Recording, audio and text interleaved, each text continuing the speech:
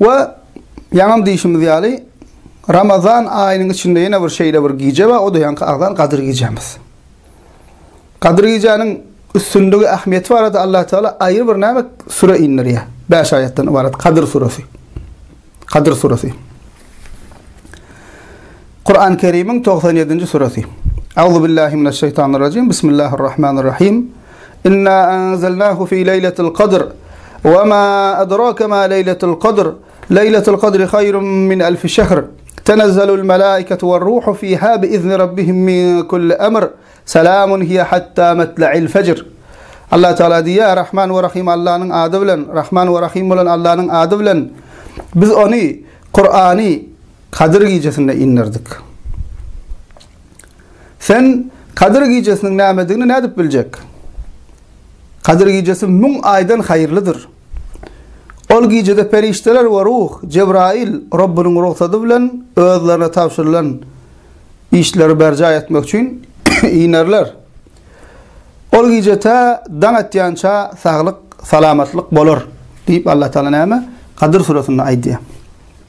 Ve Allah Teala bize şu surede neymen haber veriyor? Ramazan ayının içinde şeyle bir gece var, 1000 aydan hayırlı. Ve ol gece Kur'an-ı Kerim'in indirilen ayı. Kur'an-ı Kerim'in indirilip başlayan ayı. Gecesi.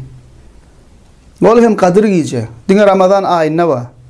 Ve 1000 aydan hayırlı. Allah Teala ne diyor? Leyletul kadri hayrun min elfi şehr. Kadir gecesi 1000 aydan hayırlıdır. 1000 ay 83 ile beraber Müslüman doğanlar. Yani ortalama bir kişinin ömrü bir ömür. Şol gecede edilecek ibadetlerin üstünlüğü, şol gecede edilecek okulacak Kur'anların üstünlüğü, şol zikirlerin fazileti, şol gecede günahların bağışlanmaklığı, şeyle faziletli, şeyle bir üstün, şol ayın, şol gecenin, Ramazan ayının Kadir gecesinin üstünlüğü 83 ile denk olup durur Müslüman doğanlar. Şuna da hemen üns vermeli, Müslüman adam Ramazan ayında Kadir gecesinin kadrini bilmeli. Müminler Ramazan'ın ve hususan Kadir gecesinin kadrini bilmeli. Ve ol barada gelen hadislere seyretsek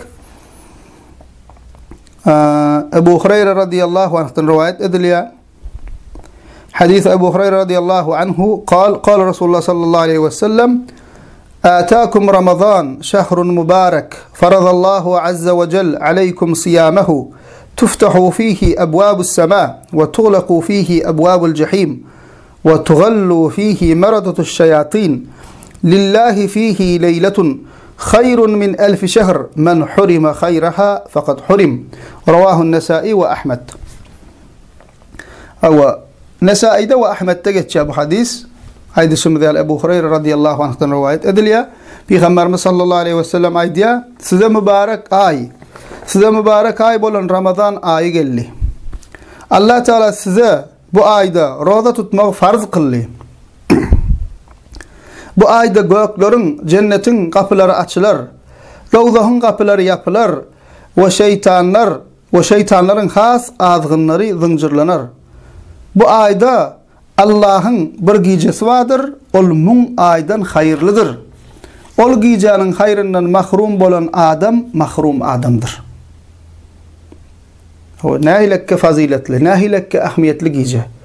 Kim şu gaflete düşüp, kadrini bilmeyen, ahmiyet vermeyen, şul gecenin hayrından mahrum bolsa, şul gece sevap kazanmaklıktan mahrum bolsa, şul gece Kadir gecesinde bağışlanmaklıktan mahrum bolsa, Kadir gecesinin kadrini bilmese, ana şul adam mahrum adam. Şul hayırlardan mahrum bolan adam. Ve Kadir gecesi inni Ramazan'ın hayfı gecesi. Çünkü bizim halkımızın içinde neyme deyip biliniyor? 27. gecesi deyip neyme? Takvimlerde belli koyuptur. Serkim şuna göre hareket ediyor. Ağlabı bölük.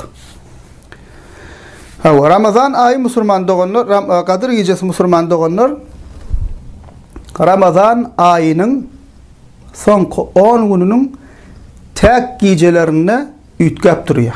Belli bir gecede değil. Anık şu gecede demek doğru değil. Son 10 gününün tek gecelerine ütkap duruyor. Bu arada gelen hadislere seyretsek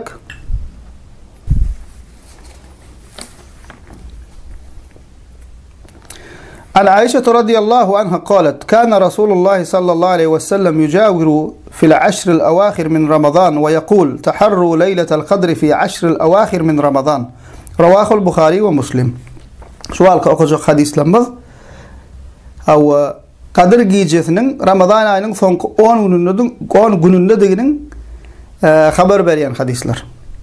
Kan hadisler var bizde ama bir kısadan yatlap geçeceğiz. Dersimiz ötede uzak gitmesin deyip. Ayşe enemiz diye Peygamberimiz sallallahu Ayşe radıyallahu anha enemiz radıyallahu anha diye Peygamberimiz sallallahu aleyhi ve sellem Ramazan'ın son 10 gününde itikafa girerdi diye. İtikafın namediğine az sonra yatlap geçeriz.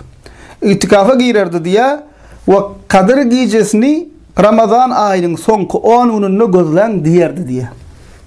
Nerede geçer şu hadis? Bukhari ve Müslim'de. Peygamberimiz namediği diye Kadir gecesini Ramazan ayının son 10 gününde gözlen diye.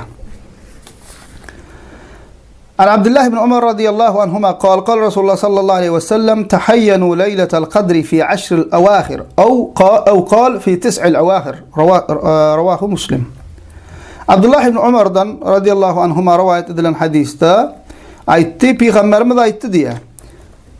Kadir gecesini Ramazan'ın son 10 gününde gözlen ya da son 9 gününde gözlen dedi diye.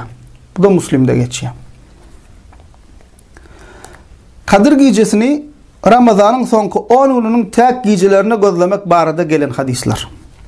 Ana Ayşe radıyallahu anha enne Resulullah sallallahu aleyhi ve sellem قال تحروا ليلة القدر في الوتر من العشر الأواخر من رمضان رواه البخاري.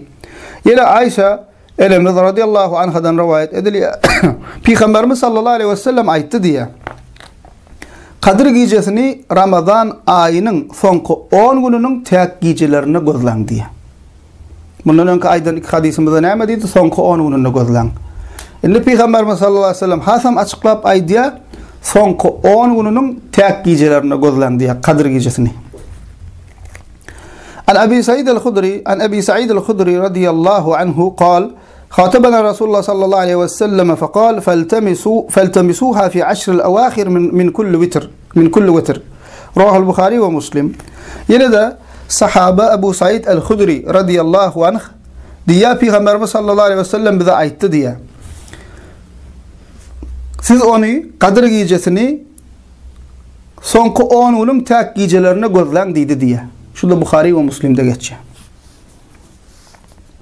Ve yine de Sahih Müslim'de sahabe Ubey bin Ka'b'ın sözü var. Ubey bin Ka'b radıyallahu anh diye Kadir gecesinin 27. gecesidiğini haber veriyor. Ve şuların ulemalar şuların hemmesine seyredip son 10 gününde, son 10 günün tek gecelerine bir gece bana 23'ünde görkezildi diye Peygamberimiz sallallahu aleyhi ve sellem hadisinde sahabe yankı Ubey bin Ka'b radıyallahu anh 27'sinde deyip aydiya şuların hemmesine seyredip bir netice geliyorlar. O netice kim aydiya misal için Sahih Bukhari'nin şarihlerinden şerh eden ulemalardan biri Hafız ibn Hacer rahimahullah Fethul Bari adlı eserine şöyle diye.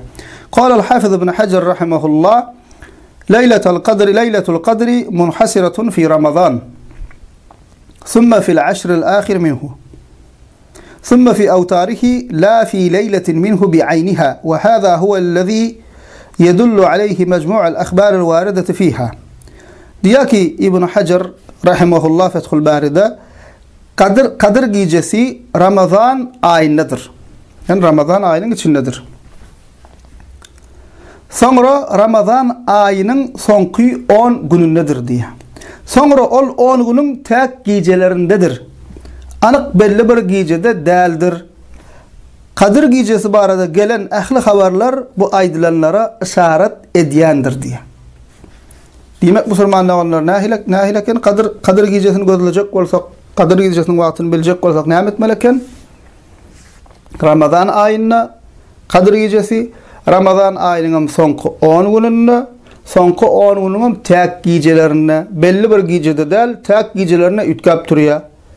Ama 23 olup biliyor, 27 olup biliyor, 25 olup biliyor, ne şey tek gecelerine ütkap duruyor.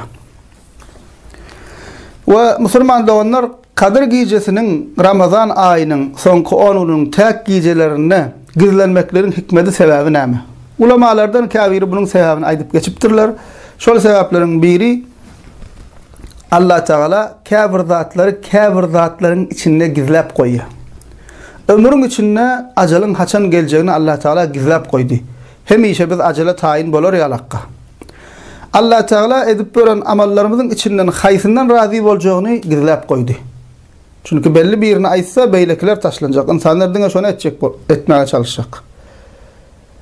Ve yine de Allah Teala näme kıyametin haçan kopacağını, haçan bolacağını gizlep koydu. Özünden gayrı hiç kim bilmeýär kıyametin haçan kopacağını.